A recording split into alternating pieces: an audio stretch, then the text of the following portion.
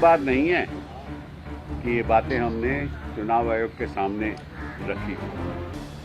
अनेक बार हम चुनाव आयोग के पास गए हैं और उन्होंने कहा है कि जो आपका ईवीएम मशीन है इसके द्वारा और इसका दुरुपयोग हो सकता है।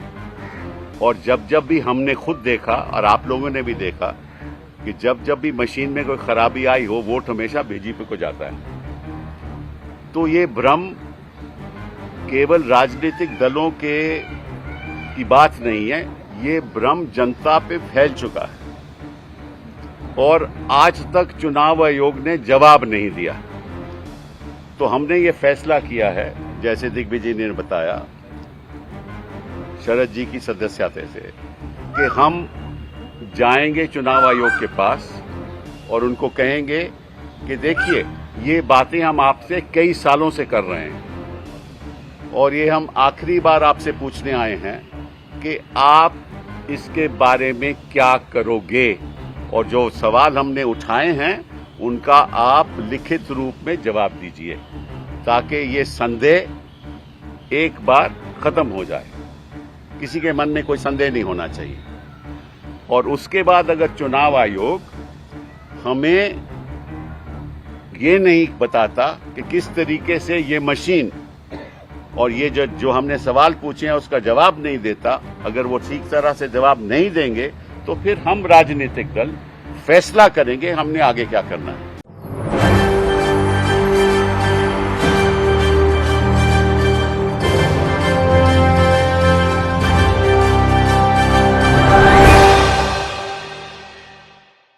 नमस्कार, मैं हूं राहुल शर्मा, आप देख रहे हैं SP9 न्यूज। स्वागत है आप सभी का आज के इस प्रोग्राम में। और प्रोग्राम की शुरुआत चुनाव आयोग से। क्या चुनाव आयोग डर रहा है? क्या चुनाव आयोग अब आने वाले वक्त में फंसता नजर आ रहा है? और एक ऐसे मुद्दे पर भी आज हम बात कर रहे हैं जो कि मुद्दा इन दिनों सुर्खियों में छाया हुआ है और वो मुद्दा है ईवीएम से जुड़ा। तो क्या ईवीएम में अगर धांधली हो रही है और लगातार विपक्ष इस मुद्दे पर बात कर रहा है, इस मुद्दे को अगर कोर्ट में उठाया जा रहा है, तो क्या वाकई बहुत बड़ा नुकसान अब होना तय है चुनाव आयोग को, मोदी सरकार को? इसी मुद्दे पर आज हम बात कर रहे हैं। मेरे साथ मेरी खास सहयोगी नाज़मीन जुड़ी हैं जिनसे हम सवाल जवाब करेंगे, जिसमें हम पूछेंगे कि क्या ईवीएम से चुनाव ठीक है या बैलेट पेपर से। अगर बैलेट पेपर से चुनाव होता है तो क्या ठीक रहेगा? ईवीएम से चुनाव अगर बंद करवा दिए जाते हैं तो इसका क्या नुकसान होता नजर आएगा? हालांकि बसपा सुप्रीमो मायावती का एक बड़ा बयान सामने आया है, प्रेस कॉन्फ्रेंस उन्होंने किया है जिसमें ईवीएम को लेकर चर्चा भी कर रही हैं। नाज़मीन के पास चलते हैं। नाज़मीन, जिस तरीके से चुनाव आयोग की अगर हम बात करें तो चुनाव आयोग पर सवाल खड़े हो रहे हैं और ये कहा जा रहा है कि भाई चुनाव आयोग अभी तक लापरवाही बरतता रहा है और अब विपक्ष का ये कहना है कि बहुत हो गया, अब हमें कोर्ट में इस पूरे मुद्दे को उठाना है।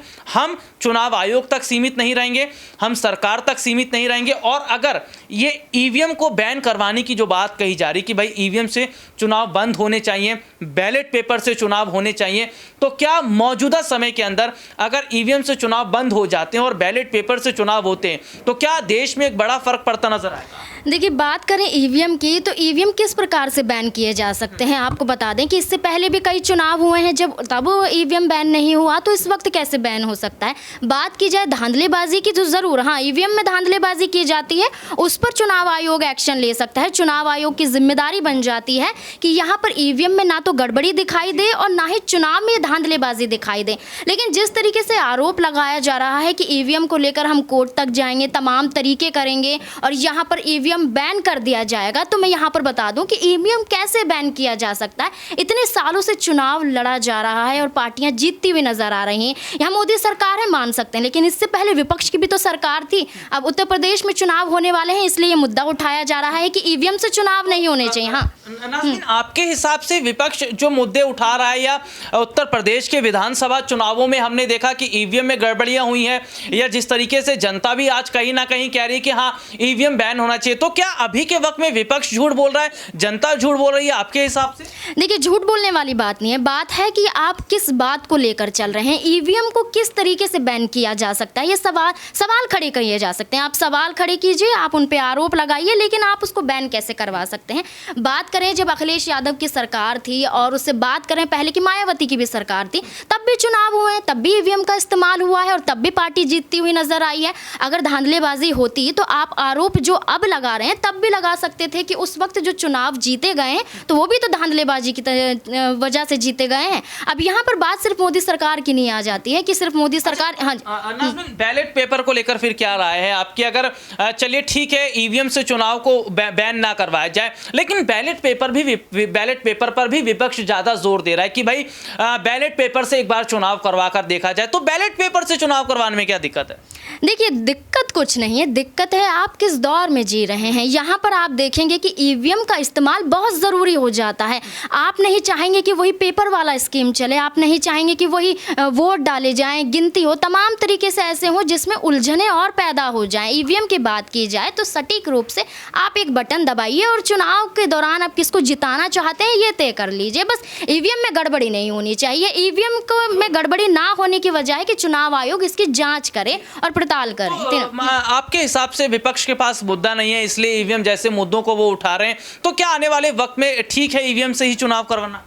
देखिए, विपक्ष के पास मुद्दा नहीं है ये बात तो देखिए, आपके विपक्ष के पास कई मुद्दे हैं, वो कई मुद्दों को लेकर घेर सकती है सरकार को लेकर। यहाँ पर बात करें राहुल गांधी की तो तमाम तरीके से मोदी सरकार उनको घेर रही है, तो विपक्ष भी यहाँ पर अब जब ईवीएम का मुद्दा उठा रही है तो वो गलत नहीं है। आप अपनी आवाज़ उठाइए और अपनी आवाज़ तो कोर्ट तक ले जाइए, ये इसमें कोई गलतबाजी नहीं है। लेकिन आप जिस तरीके से ईवीएम को लेकर मुद्दा उठा रहे हैं ये दिखाता है कि आप क्या सोच रहे हैं, कैसे करवा देंगे आप बैन और कैसे यहाँ पर चुनाव को लेकर आप चुनौती देते हुए नजर आएंगे। चलिए, एक चर्चा का विषय जरूर है और जो लोग हमारे इस प्रोग्राम को देख रहे हैं मैं चाहूंगा वो कमेंट करके जरूर बताएं कि क्या ईवीएम से चुनाव करवाना ही बेहतर रहेगा, और अगर ईवीएम में गड़बड़ियां पाई जा रही हैं, विपक्ष ईवीएम में गड़बड़ी को लेकर बोल रहा है, तो क्या वजह है कि चुनाव आयोग इस पर एक्शन नहीं ले रहा है? चलिए, बसपा सुप्रीमो मायावती का क्या कुछ बयान ईवीएम पर आया है, देखिए एक रिपोर्ट। इसलिए ऐसी स्थिति को बेहतर बनाने के लिए यहाँ निकाय स्तर पर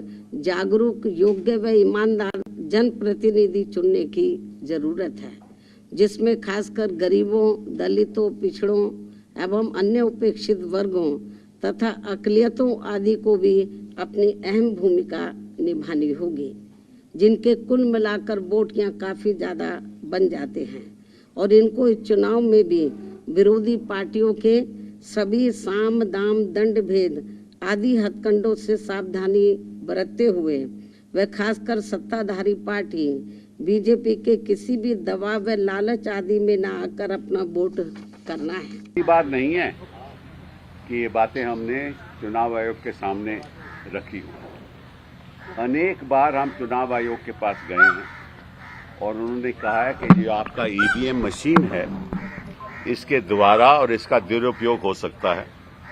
और जब जब भी हमने खुद देखा और आप लोगों ने भी देखा कि जब जब भी मशीन में कोई खराबी आई हो, वोट हमेशा बीजेपी को जाता है।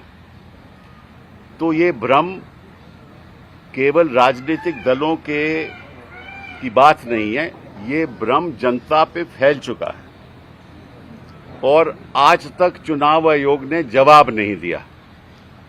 तो हमने ये फैसला किया है, जैसे दिग्विजय ने बताया शरद जी की सदस्यता से, कि हम जाएंगे चुनाव आयोग के पास और उनको कहेंगे कि देखिए ये बातें हम आपसे कई सालों से कर रहे हैं और ये हम आखिरी बार आपसे पूछने आए हैं कि आप इसके बारे में क्या करोगे, और जो सवाल हमने उठाए हैं उनका आप लिखित रूप में जवाब दीजिए ताकि ये संदेह एक बार खत्म हो जाए। किसी के मन में कोई संदेह नहीं होना चाहिए। और उसके बाद अगर चुनाव आयोग हमें ये नहीं बताता कि किस तरीके से ये मशीन और ये जो हमने सवाल पूछे हैं उसका जवाब नहीं देता, अगर वो ठीक तरह से जवाब नहीं देंगे तो फिर हम राजनीतिक दल फैसला करेंगे हमने आगे क्या करना है। ये रिपोर्ट आपने देखी जिसमें विस्तार से हमने अपने दर्शकों को दिखाया कि किस तरीके से बसपा सुप्रीमो मायावती ने भी अपनी बात रखी है। वापस नाज़मीन के पास चलते। नाज़मीन, जिस तरीके से हम देख रहे हैं कि ईवीएम में गड़बड़ियां जो पाई गई हैं वो गलत नहीं है। उत्तर प्रदेश का जो विधानसभा चुनाव हुआ, उस चुनाव के वक्त में देखा गया कि भाई किस तरीके से कई जगह वीवीपैट मशीनें इधर उधर पड़ी थी, कई जगह ईवीएम में जो गड़बड़ियां पाई गई, बाकायदा जब जनता वोट देकर आ रही थी उनका यह कहना था कि बटन कहीं दब रहा है और बीप की आवाज कहीं आ रही है। तो इस हिसाब से देखा जाए तो क्या चुनाव आयोग को एक बार कहीं ना कहीं ईवीएम में जो गड़बड़ी हो रही है या विपक्ष जिस तरीके से ईवीएम में गड़बड़ी को लेकर बात कर रहा है उस पर काम नहीं करना चाहिए? देखिए, बिल्कुल काम करना चाहिए। चुनाव आयोग की ही तो जिम्मेदारी बन जाती है कि आप सटीक रूप से चुनाव करवाएं और सुरक्षित रूप से चुनाव कराएं। सुरक्षित रूप से चुनाव कराना भी ज़रूरी हो जाता है क्योंकि वहाँ पर धमकी के बदौलत, धांधलेबाजी की बदौलत किस तरीके से चुनाव जीता जाता है और किस पार्टी को जीतना चाहिए और कौन सी पार्टी जीतती हुई नजर आती है, ये तो आपने बखूबी देखा होगा। आने वाले इस चुनाव के दौरान भी देखेंगे और आने वाले कितने चुनाव चले गए, ये सवाल उठता ही रहता है कि आखिरकार ये धांधलेबाजी खत्म कब होगी। आपको बता दें कि जब दिल्ली में चुनाव हुआ तो किस तरीके से देखा गया था, एक बस में ईवीएम की मशीनें देखी गई थी। तो ये सारा का सारा जिम्मेदारी बन जाती है कि चुनाव आयोग जब देखता है कि चुनाव कहाँ कैसे कुछ हो रहा है तो ये जिम्मेदारी बन जाती है कि वो भी सटीक रूप से और सही निष्पक्ष रूप से चुनाव करवाएं। जी जी, खैर ये तो एक देखिए चर्चा का विषय जरूर बना हुआ है कि ईवीएम से चुनाव आगे करवाए जाने चाहिए या नहीं, या फिर बैलेट पेपर को एक बार फिर लेकर आना चाहिए। मैंने पूछ ही रहा था जनता क्या कुछ इस मुद्दे पर बोलना चाहती है, वो कमेंट करके जरूर बताएं। और फिलहाल आज के इस प्रोग्राम में इतना ही। आपसे फिर दोबारा मुलाकात होगी, तब तक के लिए मुझे इजाजत दीजिए। नमस्कार।